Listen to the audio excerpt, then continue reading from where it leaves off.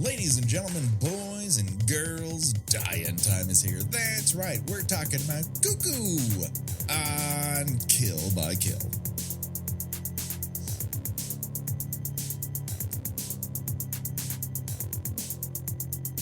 Well, greetings and salutations, Internet. It's your old pal, Patrick Hamilton, coming to you once again from a beautiful resort in the Bavarian Alps. This is the Kill by Kill podcast, where we're dedicated to celebrating the least discussed component of any horror film, the characters. And we're going to unpack all the goriest details of 2024's Cuckoo in the hopes that a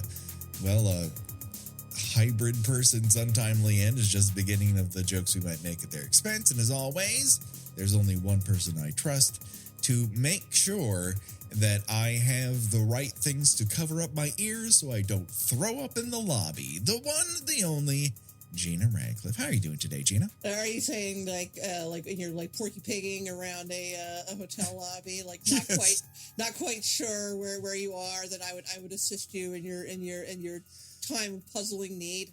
Yes, this evoked a lot of emotions, and we'll get to them. But I was going to say I God bless you for catching yourself before spoiling anything when you do your little introduction. This is one of these things that even if you explained it to people, I don't think they'd get it on the first watch. It really did take a couple watches for me to nail down some of these details that.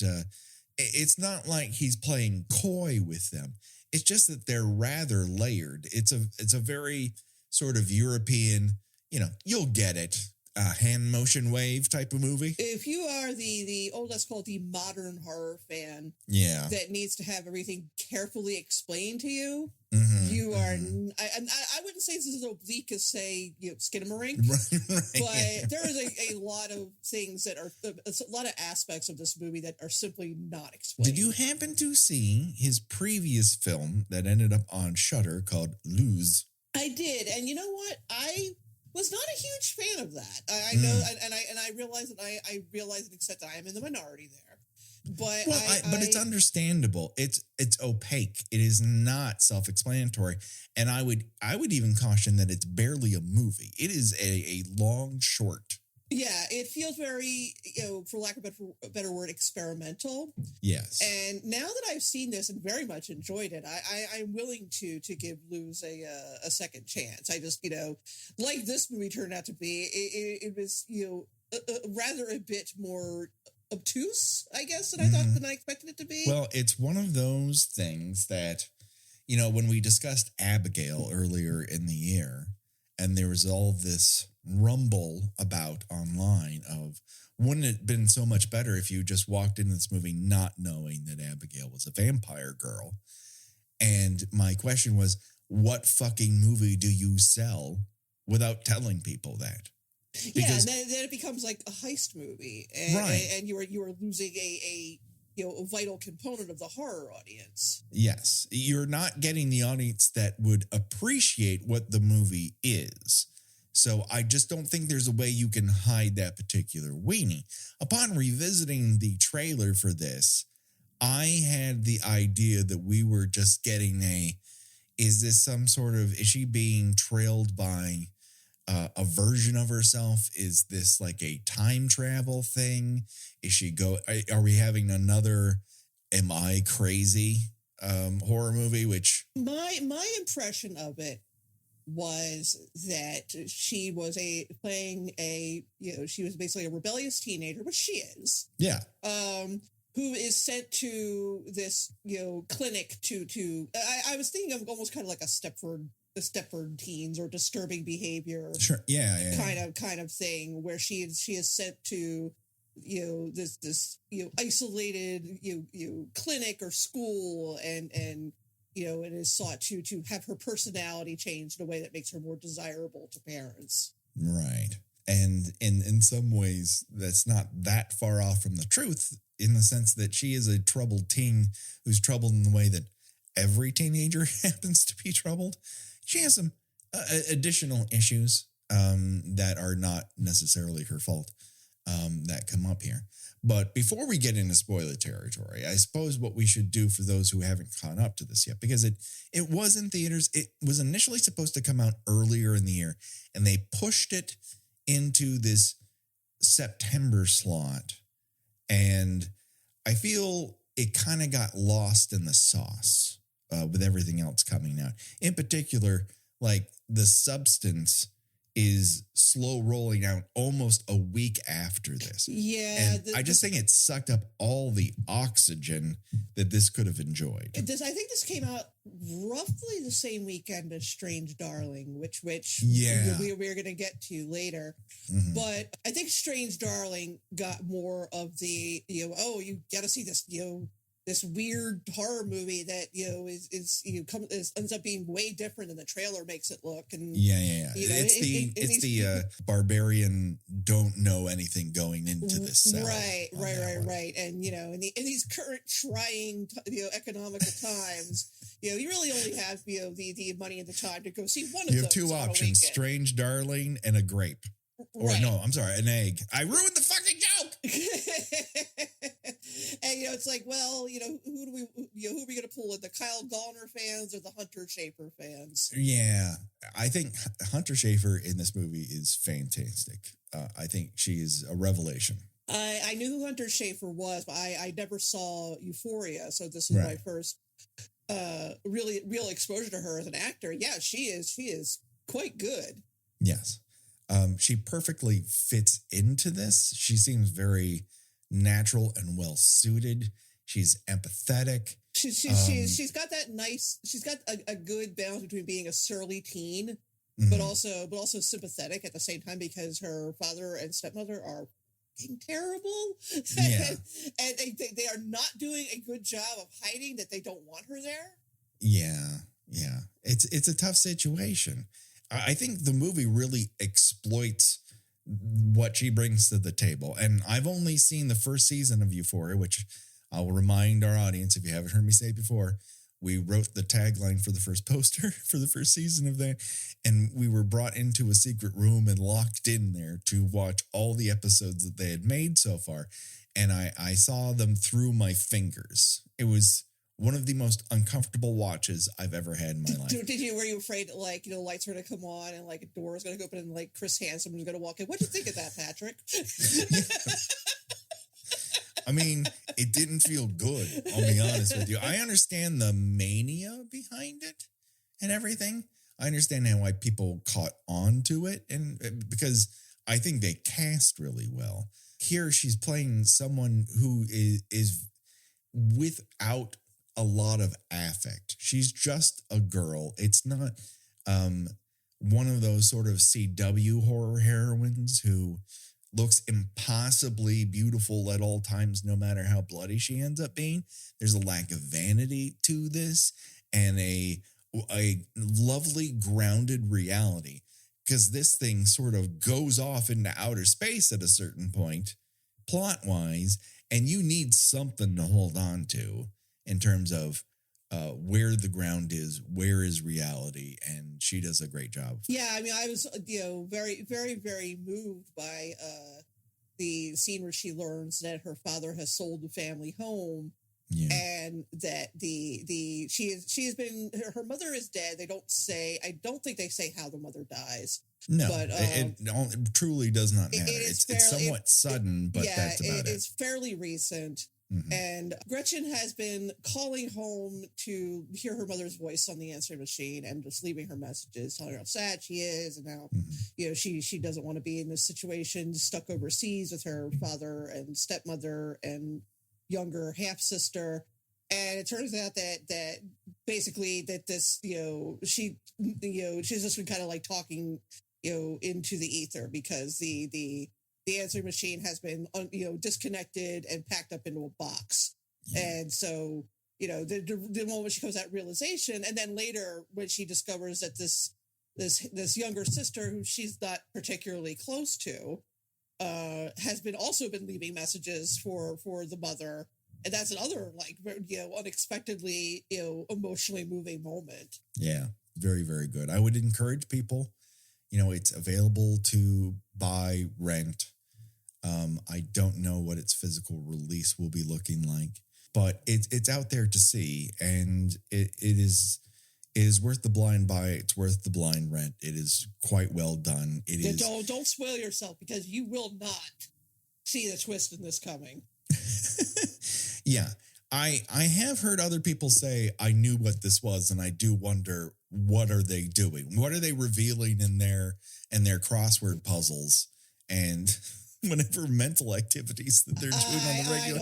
They were able to decipher this fucking twist, but okay. I don't buy when people say, "Oh, I knew that was I knew that was happening. I knew that was coming." The only time I've ever been able to do that is when I saw M. Night Shyamalan's The Village in the theater. I did actually lean over to my friend and whisper, "This is actually now, isn't it?" These people are just like isolated on a compound. That seems to be the only explanation for this. They're bullshitting these kids, aren't they? And then I was like, and then when Bryce Dallas Howard sees the car, I'm like, "Oh, I got it!" Look at me. But it is something that, M. Night Shyamalan's movies are inherently twist based. They have this thing that is a part of how he likes to tell a story. So part of you is always looking. Yeah, for you're it. bracing yourself for the twist. Whereas this seemed more like a straight down the line film, and then it turns out I wouldn't say it's the wildest turn of the year, but that's only because we've had some wild fucking turns this year when it comes to motion pictures. Yeah. So this is the second horror movie of the year that involves the word cuckoo. That's very true. So that's it for non-spoilers. We're going to click over to the spoiler half of this. So watch it, come back, re-download, rate and review, all that good stuff. Hey, Gina, what is your favorite Dan Stevens weird little guy role? Oh my God, he's got so many now. He does. I was looking through them and I'm like, I don't really know which one is specific. Like I do have a favorite Dan Stevens role, but I can't say that it even qualifies amongst his many, many weird little guy roles. I mean, let me just, like just what he's done this year, just the accent work alone is like, he's really just stretching himself. I mean, weird little guy. I do like, he's a very weird and sinister little guy in The Apostle. I like that. He's got those Dan Stevens crazy guy just rolling right out of his head. Yes, he is unto himself in that. He's feral in that particular motion picture, which I enjoy. And yet he's also feral playing Charles Dickens.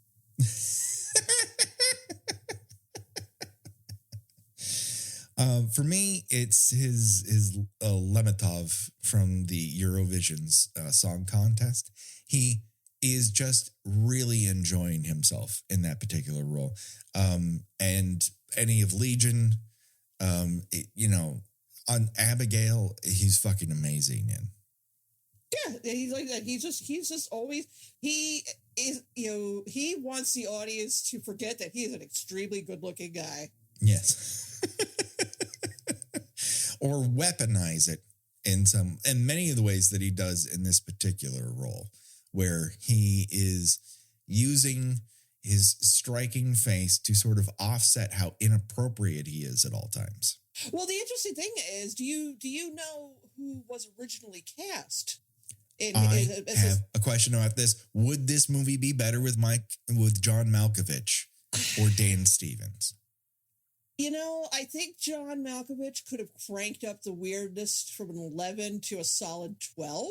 Mm-hmm. But Dan Stevens, does just fine. I'm not, saying, this movie is worthless now because it should have had John Malkovich. I don't want to say better. I think it would have been weirder. I think it would have been weirder. I think it would, when we get into a gunfight at the end, that's when it would have been a little harder to believe. Well, yes, because John Malkovich is like a 70-year-old, with an automatic shotgun. Yeah. That's not really something I I don't go to this particular movie for reality, but that's gonna, stretch the bounds. I think he would have, relished the, sort of loaded behavior he exhibits towards Gretchen. Yeah. Not exactly pervy, but not either. Koenig spends the first half of this movie inappropriately touching everyone who's even close to him. Yeah, he's very much a my partner and I saw you across the bar and we like your vibe kind of guy. Yes. He in a different movie he could be like Will Ferrell's Lovelace character. Just sitting in a hot tub telling you about some weird sex story, completely unaware that you're deeply uncomfortable. He's just one of those people you would get trapped in some sort of hoity-toity party that you're too poor to really be at. And he's going on and on and on about repopulation and offering a horse to a lady in order to get her pregnant. He doesn't deserve that kind of comparison.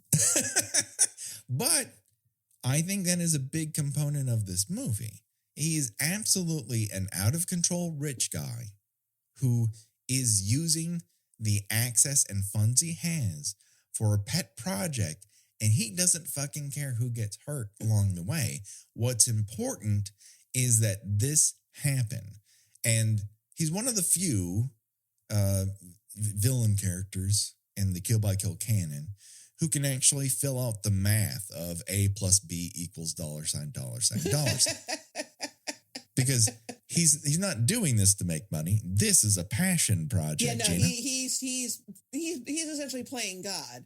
Yes. Or Mother Nature, whatever, whichever you want to put it. Yes. He's almost playing the green version of a crazy repopulation guy where it's like, I'm protective over this pseudo cryptid species, and it's well within my bounds as a person to use the wealth and power I have to make sure that they have a protected place in this society in the Bavarian Alps. He's like your bodily autonomy does not matter to me. He's basically a European Dr. Moreau. Like us, Dr. Moreau is a European Dr. Moreau, isn't he? Yeah. Yeah, it's a spin on Dr. Moreau where he's it's a low key Dr. Moreau. Right. Without his little look-alike buddy.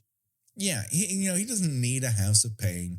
He doesn't need all of this rigmarole. He's also not looking to create a vast diaspora of hybrids. He's got one particular vein that he wants to mine, and it's just these ladies who implant their eggs in other women's wombs, and so long as they don't choke on their own vomit, they will produce a baby who also has this power.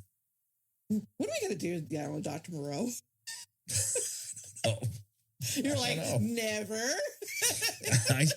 I mean, the director was this cause celeb for like a hot minute because it's like, oh, this poor guy really got the rugs, yanked out from underneath him. And then it turns out he's just like an asshole who deserved every rug pulled out from underneath him. Like his life was too good when he was stranded in some French monastery. Yeah, there's a lot of problematic people involved in that It movie. is. It's just, it is a litany of people acting the worst way they can possibly act and just spending money they don't have. All for what? Another island of Dr. Moreau? I just, I hope that kills that franchise for good. And I don't know that anyone's attempted it again. I think they've tried to get it up and running, and someone goes, there's a Wikipedia page for you to read about why we don't fucking do this anymore. Dr. Moreau is such an interesting cross-section. I hadn't even thought of that. But it's another, it's playing God, it's playing Mother Nature, all that stuff. And then you get into the sort of fertility element of this, where, like, I know I know people personally who have struggled with fertility. It is a real and difficult subject that people go through. And if you were offered free fertility treatments in exchange for some architecture designs from someone you met at a bar or restaurant, would you take up that offer? Because the couple in this movie absolutely does. No, I mean, this is like, how much of a smooth talker is Herr Koenig here?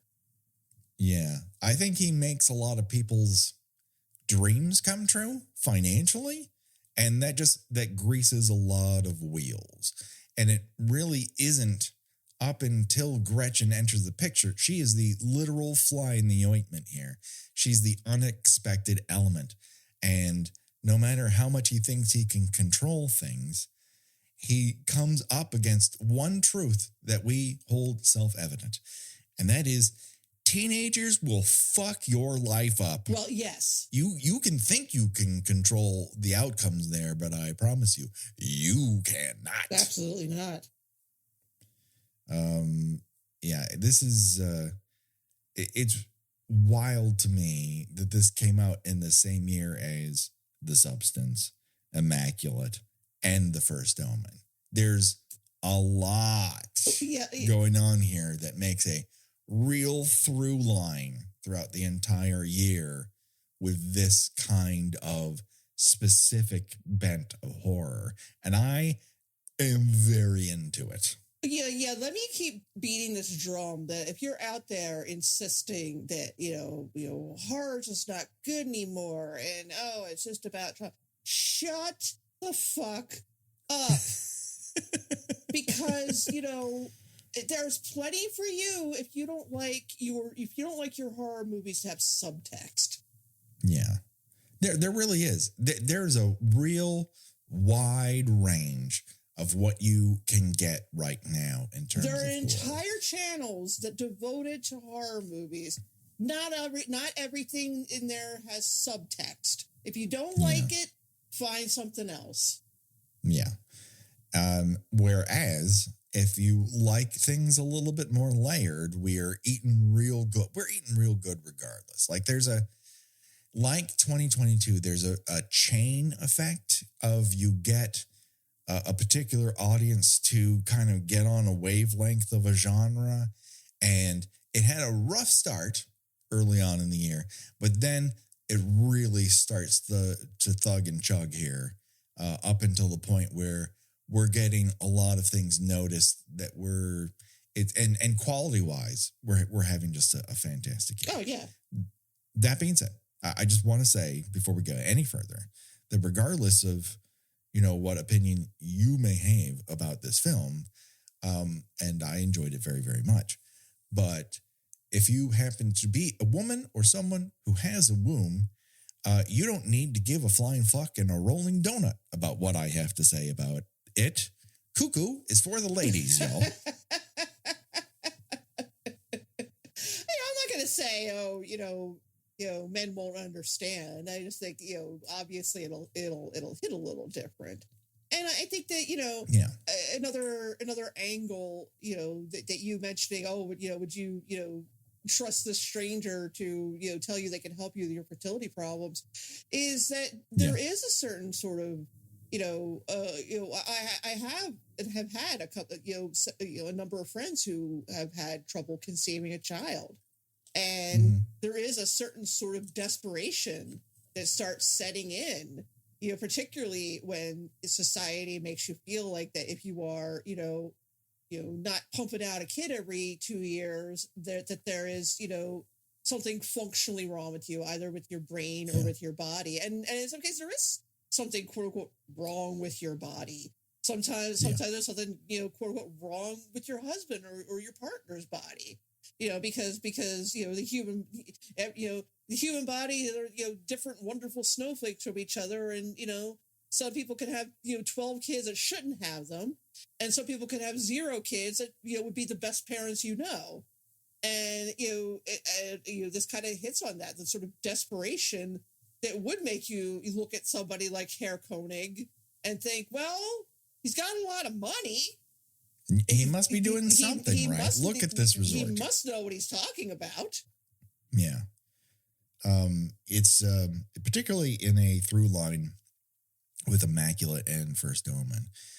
I think this might be the year of breeding horror. Oh, for sure. For sure. Herr Koenig, as we mentioned earlier, has a lot in common with a lot of terrible rich people that we've been forced to know better against our will. He just wants to repopulate the world, Gina. He's just focused on this particular human cryptid hybrid lady. I was going to say, but not with white people, with weird bird ladies. Weird bird ladies that maybe he can kind of control with a flute. That's the thing, though, Gina. It's that I think, like all people who wish to manipulate women's bodies against their will, this has more to do with power than any form of sexuality. Oh, for sure. It's like it occurred to me, is he training them to kill? It's just like I think this is a preserve. This is a natural resource, a thing you can't find anywhere else. And he does want to protect it. So it's like he's creating like a Jurassic Park, but for like weird bird ladies. Yeah. So just for people at home, we've now compared Herr Koenig to Dr. Hammond from Jurassic Park. The bad Dr. Hammond, not from the book, not like the Santa Claus Dr. Hammond. Yeah, not the what about my grandchildren? The guy who's like, fuck these kids. It's all their fault. And Dr. Moreau. So he's doing great, y'all. Elon Musk. Yes, very much. I think there is an aim towards an Elon Musk element here that, the First Omen can't have because it's in the 70s, and Immaculate doesn't need because it has, this weird branch of the Catholic Church. So, and it's not like they don't have a lot of money, but they don't have Koenig money.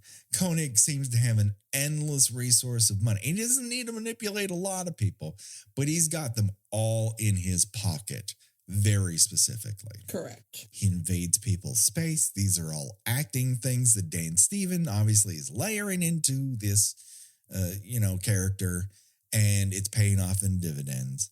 And he wants to study these cuckoos scientifically, or at least allow his Dr. Bonono friend to examine them, but within his parameters. Because at the end, when she's like, oh, we're going to introduce these two together, he's like, fuck you, and just shoots them. Yeah, it's like, Herr Koenig, I don't quite know what your end game is here. Well, that's the thing. It isn't a financial motive. I think it is purely this is a species I wish to preserve, and my control over them is satisfying in a way that nothing else quite satisfies. And in his own ways, like, aren't I helping you? Aren't I giving you something? Because for those women he manages to approach and get a semi-consent for this to happen, which you have to believe is the way that Beth and Lewis are brought into this, because it seems like they were having trouble conceiving and they want to start a family of their own. And here comes Herr Koenig with this stay in my love nest. And that's what happens to the cop and his wife, only she passes out on her back and chokes to death on her own vomit. So that was an unsuccessful, they volunteered for this. But there are plenty of people who pass through the resort who are just involuntarily getting it and throwing up outside, throwing up in the car, throwing up in the lobby. So much throwing up. And this had me ask a question of you, Gina. What is your worst hotel experience? Oh, man. Well, you think about it, and I will reminisce that for, I would say, the absolute worst experience that I had inside hotel was in a place in Wisconsin in the Dells that we were staying in overnight. It was the cheapest place we could find, and it was not worth every dollar. It was literally the Bates Motel, where you could picture people's eyes moving Scooby-Doo style behind paintings. And then there was the approach to one motel in Oregon, just past the California border, where a cop car was driving the other direction, asked us, "Are you planning on staying there tonight?" And we said, we were going to try. And they said, "Try anywhere else." For God's sake, don't stay here. Don't stay. We don't come here for fun. We're brought out here all the time. And we tell normies like you, this ain't your kind of hotel. So we slept on the side of the road that night. I mean, nothing too outrageous. I certainly, you remember A Mighty Wind? Yeah. And you remember when they're interviewing Eugene Levy's character, and like they just have to stop because someone in the next room is having very loud sex, and they just like they just had to stop and like look at the wall for like a minute. Yeah. I mean, certainly that experience, drunk people is trying to get into the room because they insisted that was their room, but nothing like if you stay here you're gonna die. Yeah. I was trying to review like other bad hotel experiences we've talked about on the show. And the one that immediately came to mind was the guy getting pegged by someone and then in Commando. And then Arnold Schwarzenegger being burst through the room with Yaphet Kotto, and they're beating the hell out of one another. I mean, that certainly ruins one hotel experience. I mean, they went there for to have an adventure, and they didn't ask for this. Come on. But that, of course, is a consensual duo. But what's happening here is not consensual. And yet Koenig views how he's going about this in a way that we've been unfortunately, granted an audience to how the GOP views, rape and sexual assault, viewing it as a blessing, or as human simulacra. J.D. Vance once called it an inconvenience. I mean, Elon Musk is our age. He ain't going anywhere anytime soon, unfortunately. I don't know, but he's also one of those people that I feel like death by misadventure sounds really good on his gravestone. I mean, yeah, he's definitely like taking some sort of illegal substance and a lot of it. So, something could happen. Yeah, he could be sexually assaulted by a dolphin while, diving off his super yacht. That could happen. I mean, I'm hoping that, he tries to take trip to Mars and, just, remember Event Horizon when that poor kid decompressed? And it's like he got squeezed out like a wet rag, juiced like an orange. I would not be opposed to that. I don't think he has the guts to put his money where No. He's gonna send some poor boob up there. I'll pay $150,000 if you go on our Mars mission. Yes, like Koenig, he has plenty of red shirts to put out in front of him so that he can't be touched. Koenig's basically running an unlicensed and criminal fertility treatment center that kills as many people as it helps. And the Love Nest is where the publicity for the movie, at least, I don't think she's referred to within the film as the hooded woman.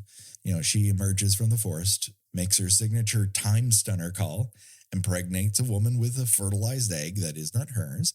And if they don't get placed on their side, they die from choking on their own vomit. It's just that easy. I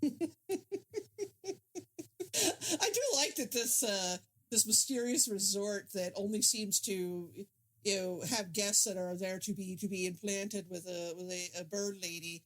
It has a staff. It appears to have a gift shop. Right. I mean, it does look beautiful. The Bavarian Alps are very. Oh yeah, no, I'm sure it is. I'm sure it's it's very pastoral, but at the same time, it's like when you got this this gal Ed who shows up and immediately gets into a romance with Gretchen, which is another thing I really appreciate about this movie.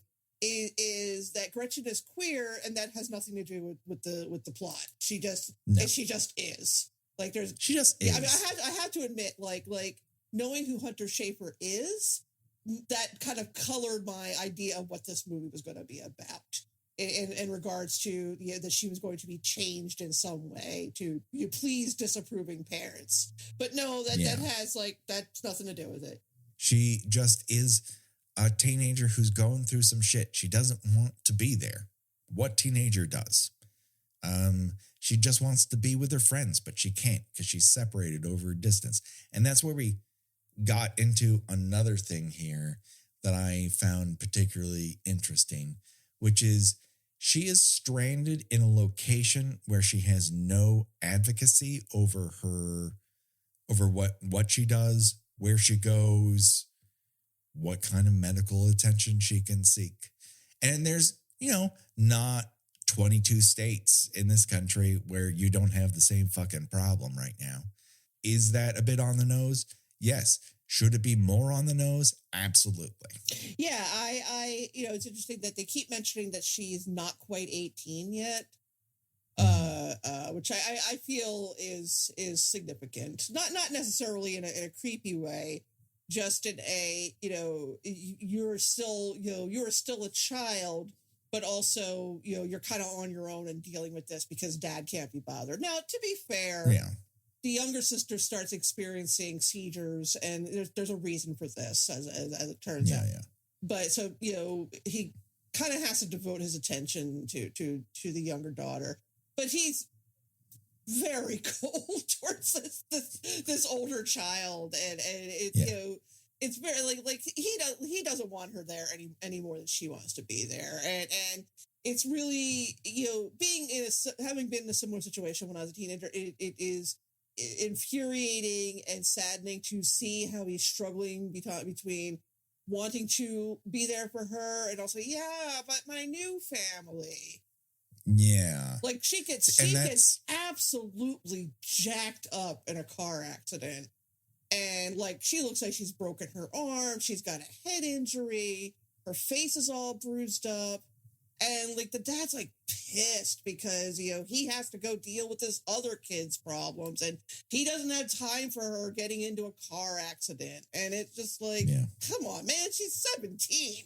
She is still a child. She's 17. She is still a child, but she is expected to act like an adult. The expectation is you act older, you have more responsibility, but I don't trust you with any responsibility. And the second she does get some responsibility, she's like, fuck this, I'm cleaning out the cash drawer and I'm out of here. But I also don't blame her because she's stuck in the Bavarian Alps, away from her friends, in a hostile environment. The only people she has found to talk to don't particularly care about her situation. She's either someone to, they you're this American, you're this exotic bird, as it were, or you're an inconvenience. I mean, Herr Koenig refers to her directly to her father as a disruption in your family. Right, because I don't think she was not expected to be there. All of this might have gone to plan for Koenig had it not been for Gretchen's mother dying, because that's the thing he could not foresee. No one could foresee it.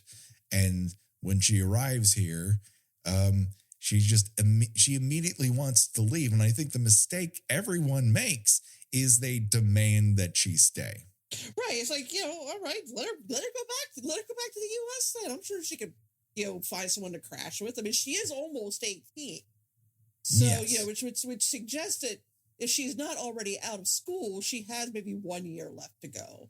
So, fine, let her stay with someone. But I mean, that's neither here nor there. But I mean, it does emphasize that, she's in the classic, rock in a hard place situation where, she's several thousand miles away from home in a situation she does not want to be in, and nobody else wants her to be there. Everybody is stuck with each other. Right. They don't want her to be around. They would rather her just take orders, and she's not very good at that.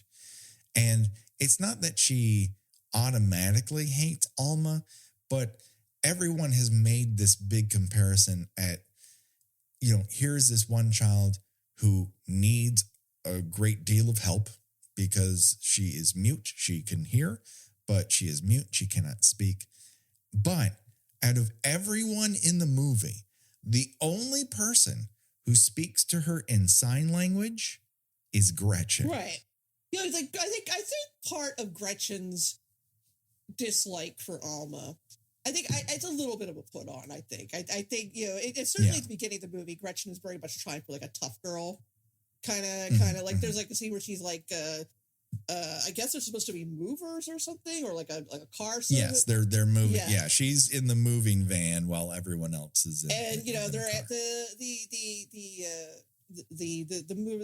guy driving the truck's asking questions. Oh, is she deaf? And she's like, yeah, she can't talk. It's really fucking annoying. And like, and obviously she resents Alma, but I think a lot of it is for show.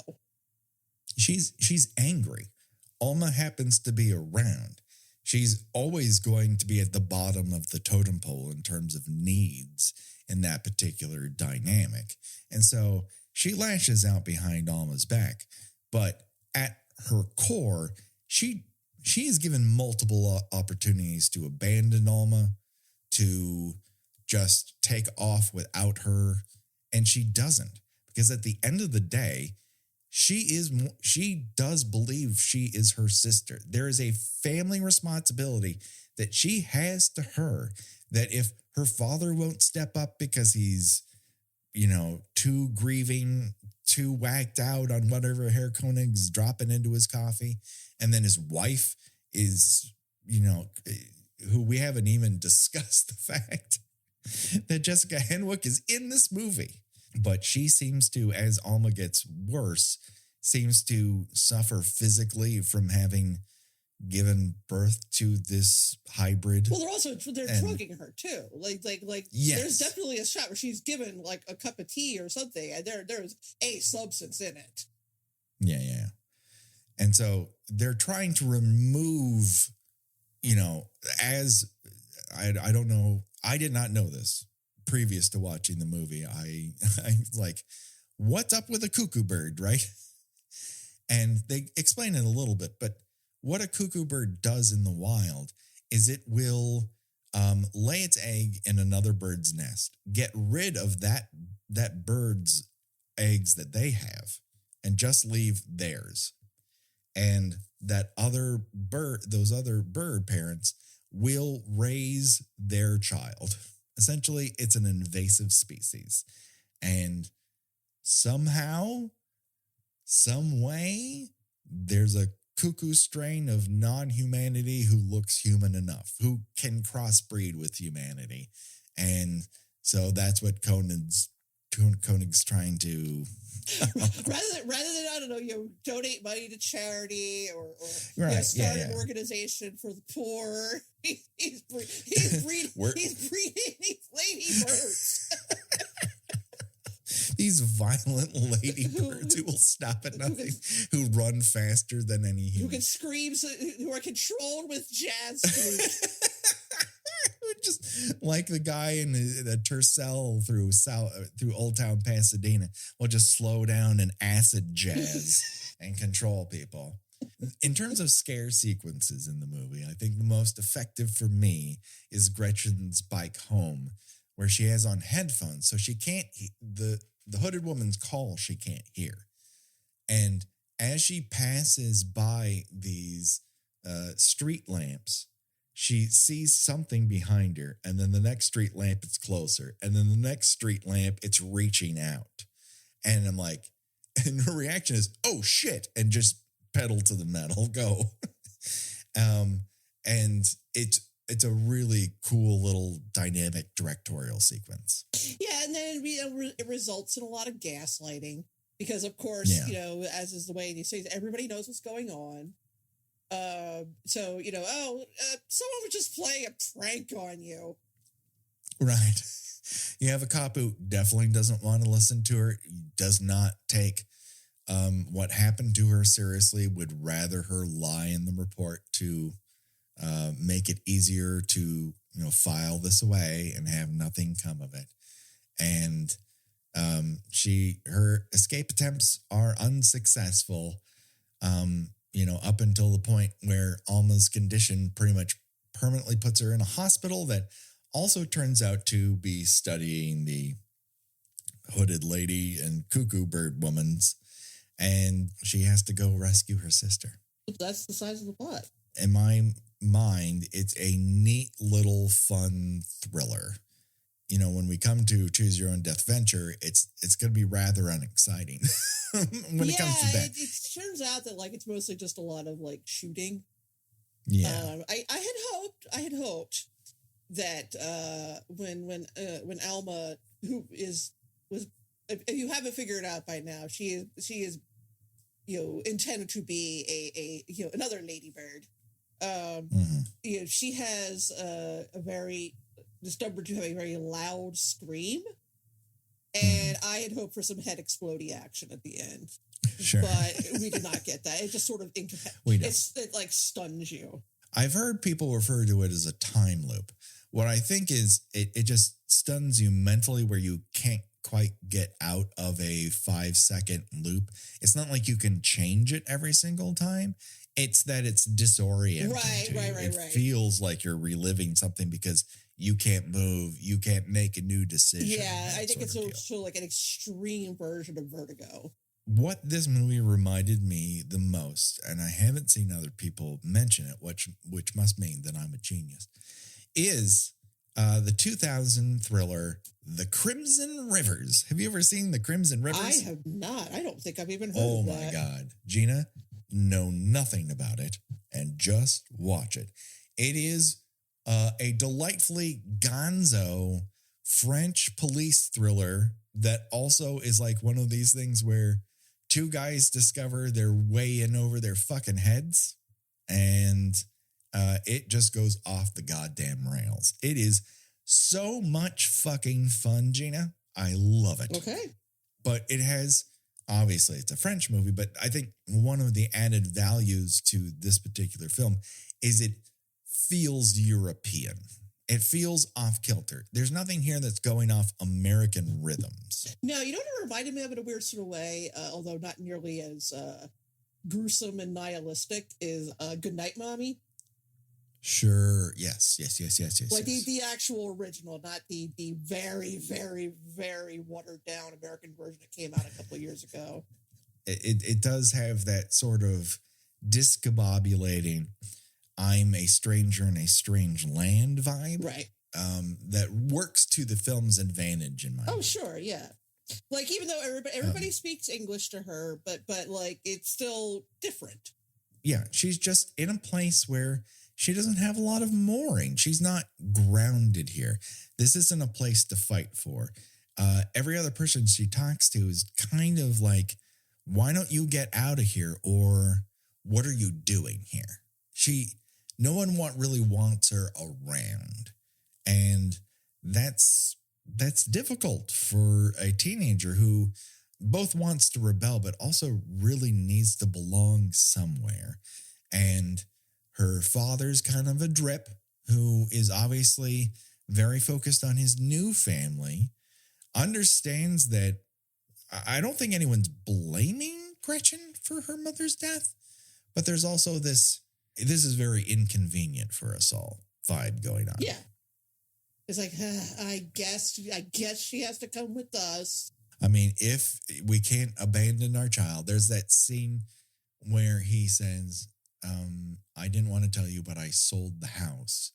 And you can feel how could you have done this? Not like it's my house, but it's our house. I just lost my mom. Now you just got rid of our house. Like none of that mattered. And she doesn't verbalize this. This is all in her face. And his only retort is, well, it was in my name. And you're like, oh, I get it. And right, and again, as you were saying earlier, where, nobody can seem to decide if she's an adult or a kid, he did not feel like this is something he needed to discuss with her, even though supposedly, she's, mature enough to, look after herself after a brutal car accident so that he can, she shouldn't need a parent there to keep her company when she's laid up in the hospital because, she's a big grown-up girl now, but also not so grown up that he couldn't sit down and have a conversation with her about selling this house before he went ahead and did it behind her back. And I am very old now, but I do remember the frustration of that, look, either, I am an adult or I'm not an adult, and you can't keep, flipping back and forth to suit, whatever your needs are at any given time. Which, kind of blends into the Henry character, the ex-cop whose wife died at the love nest. And now he's, on his own time, now that he's been relieved of his duties, is, investigating Herr Koenig on his own time. And, he makes a promise to Gretchen that he'll actually look out for her. And he does, but also really does want to murder Alma. He does not have any loyalty. No, his bottom line is Alma should not exist. He does not view her as human. And he's half right. But she, is a caring, feeling person. And he does not know that, and he doesn't consider it. And it takes him a couple stabbings for him to reset. And then Gretchen asks him, you told me that you would protect me at all costs.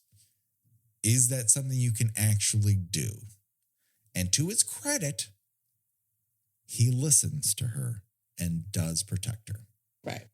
He's not the hero here, but he's given a resolution. He's given a redemption to do the right thing when previously he had strayed off the path. And Herr Koenig won't shoot Gretchen and Alma because he doesn't want to destroy Alma. Any chance he could get to kill Gretchen, he would, but he neither of them will take out the other target in order to kill the person they want to kill. And Gretchen smartly uses that to her advantage. In another movie where a character is constantly underestimated to other characters' detriment. Yes, yes, you underestimate Gretchen at your own peril, and people absolutely pay the price. She's a little bit smarter than anyone gives her credit for. She's obviously more observant than people give her credit for. And when danger's about, she does part of her is like, fuck this, and tries to get away. And when all that access is taken away from her, and she's left with a choice of, well, you could, try to leave in some dangerous way, or you can save your sister. She saves her sister, even though part of her, in a way to hold off the hooded women, does lightly hold a knife over her head. And when Alma sees that, she's like, what the fuck are you doing? Rightfully. But then there's that sequence in the closet where Gretchen discovers that Alma has been using text to talk to send a message to her dead mom that Alma does not realize is dead because her parents think she's a weak, fledgling bird that cannot take any news, and says, why aren't you talking to Gretchen? She loves you so much. You should talk to her. She wants to talk to you so badly. And it's heartbreaking. It is, because, that shows that Alma has been paying attention. That they are, not, there's no need for them to feel, separated and alienated from each other, even though you kind of get the impression that certainly Beth, Gretchen's stepmother, would not be terribly heartbroken if Gretchen went away and never came back. Yeah. But, they and having much younger half siblings, I get both the feeling resentful about you're essentially being replaced, but also still feeling a sibling like bond regardless of how well you do or don't get along with with their other parent. If you can sense injustice coming from your parents, why would you inflict injustice on your sibling? And it's a test that Gretchen rises to, and it's very satisfying to watch. This is a very satisfying movie that I think got slotted in a weird spot. It's just one of those circumstances. This and Strange Darling, both reviewed rather well, but had difficulty finding an audience just because it is a weirdly busy time, particularly in the horror sphere at the box office. I also think, quite frankly, and I think that certainly for mainstream audiences, this was a problem for Strange Darling too. The Strange Darling did fairly well at the box office, from what I understand. You don't have a whole lot of name actors in this. Dan Stevens, right, I guess, is probably the biggest star. Hunter Schaffer, I feel, is mostly going to be known to a younger audience. Same with Strange Darling. Yes, obviously horror fans are going to know who Kyle Gallner is, but he's not a name actor outside the horror sphere, I don't think. So they're both challenging in both trying not to give too much away in its marketing, and also pulling in audiences that are going to come just for the movie without huge names on the marquee. Right. Yeah, it's tough. This basically kind of got its money back, and I think it'll live a bigger life because they're not the biggest stars, but they are the kind of stars that people who love Hunter from her other work will seek it out eventually.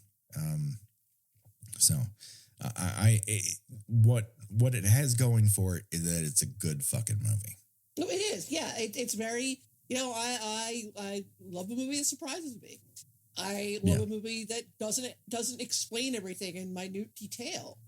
I hope everyone gets a chance to do something else because this is good stuff. And if you made it this far, you're either already checked it out, or you're not worried about spoilers and you really wanted to hear our thoughts, and you absolutely should. That brings us to choosing your own deathventure, where we decide of the deaths in Cuckoo, if you're forced to die in one of those ways, which one would it be and why? And you pretty much got two choices. You can get shot a variety of ways. You can choke on your own vomit, or you can get stabbed in the throat. I don't want to choke on my own vomit. I know that. I guess I'll take stab in the throat. All you're trying to do is be a good mama. Yeah. I mean, I would love to have a piercing shriek that opens up that possibly opens up a tear in the time space continuum. That's fucking cool. I like that. I would use that in all sorts of ways. It is going to make podcasting a bit more difficult. You do realize this. You're saying I'd rather have this superpower than this show. I do. Yeah, that's true. She can't really talk, can she? She does. No, usually get. Neither can Alma. You got too many. Whatever's going on in their voice box, it's not made for talking. She's also got like some really cute sunglasses. She does. And a selection of fun wigs. No, I'm torn. I love the show, but wigs and cute sunglasses and piercing. It is quite an outfit. It's a striking outfit, and the ability to run that fast. God, that would be great. Like and like you piercing time and gravity defying scream. Yeah, it is pretty good. You know what? You won me over. I mean, sure. We could rely on the voice, the text to voice. Sure. Like, hello, welcome to Kill by Kill. Yeah, there's that AI thing of like two podcasts, and dick fingers podcasters talking to each other like they're on fucking NPR. And they're just talking around something. And I'm like, well, listen, it sounds very human, but also get to the fucking point, assholes. You're not even funny. You're not even funny. You're just afraid of being based. That just about does it. Please rate and review us on your podcaster of choice. If you're listening to us on Spotify, yak at us. They have comments now, and we got lots of fun new comments, and it helps us actually be seen and heard there. If you're on iTunes or somewhere else, rate and review us if you haven't already. We really appreciate it. If you tell us your own Choose Your Own Deathventure death, we'll talk about it here on the air. That's our podcast promise to you, the Kill by Kill listener. And go to Patreon at patreon.com/killbykill for lots of fun bonus episodes. We'd love for you to come on over and enjoy the bonus content we have available for you there. Gina, where can people see and hear more from you on these here internets? I write about movies and television and pop culture at my Spotify. My Substack, GinaWatchesThings.substack.com. I am not on Spotify by myself.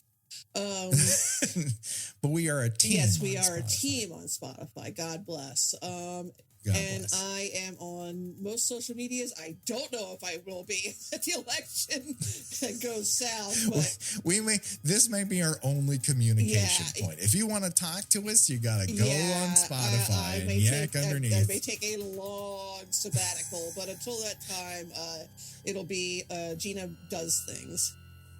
Do it today, people. Check it out.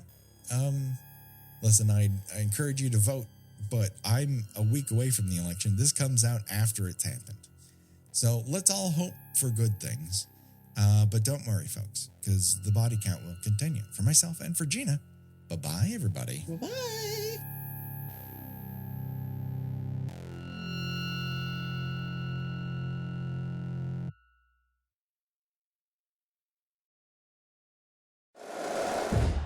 Hey everybody, I'm Trevor Sikkema, host of the PFF NFL show, here to tell you what you can find on all of our shows throughout the week. On Mondays, we have the Grade Release Show, where myself and Dalton Washman break down every single game that you just saw in the NFL. On Tuesdays, we have the Quarterback Breakdown with Seth Galina. On Wednesdays, we've got the Rookie Review with John Ledyard and the preview for the upcoming week in the NFL. So make sure you are subscribed to the PFF NFL show wherever you get your podcasts.